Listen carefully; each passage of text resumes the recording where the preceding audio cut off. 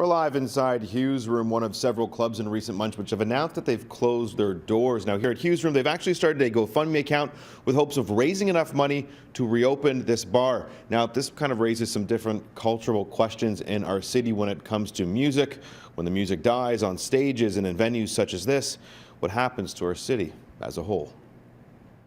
What gives a city life? What makes a city great? Live music is part of that. City Council this week setting a precedent, stepping in and saving the silver dollar on Spadina, forcing a new developer to work with the venue and save it from the wrecking ball. The Silver Dollar will be closed for construction, but then it will reopen. And it will reopen with the same sign, the same name, the same size, the same bar, the same stage.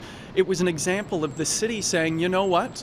Yes, we want and need more housing, but not at the expense of culture. We need to keep the Silver Dollar Room, and that's an example of how the city can protect live music venues. Though when it comes to handing out cash to help struggling venues, that's where City Councillor Joe Cressy says the buck stops. These are for-profit places, and so the city generally isn't in the business of subsidizing for-profits, but we have a strong role to play in making sure that they can be successful, to incentivize that success, and to protect them when they're at risk of being closed. Toronto's music directory shows there are currently 249 live music venues of all shapes and sizes across the city.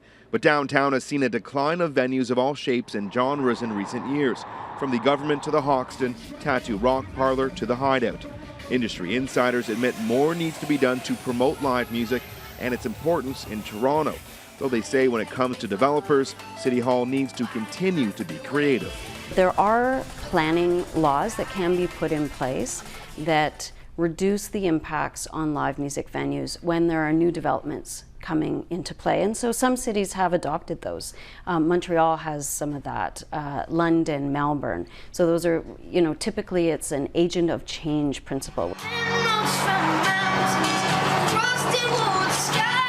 And even in this digital age where more and more stars are being discovered online, U of T professor Elliot Britton argues the club, the bar, the dusty old stage is still integral for emerging artists. You need to be networking in real life. You need to be a musician who can perform in real life and do simple things like read a room and tell and see, are people enjoying what I'm doing? Develop your musicianship. The revenues on that side are very small.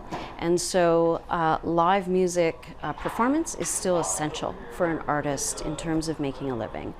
We talk about a venue ladder, so artists have to be able to start small with small audiences and then slowly grow that audience. And that's why it's so important to have a range of venue sizes in your city. And we reached out to our city-run Music Advisory Council today to see if there are really any gaps in that venue ladder that you just heard about, and to see just how many places have closed in recent years. Unfortunately, they were unable to get us any of those numbers. Now, as for music spaces in our city, there is some positive news. There's still being work done on a music hub in Toronto, a place which will have recording studios, perhaps some live music space, and incubators where musicians can get together and share ideas. However, a location for that is still in the works.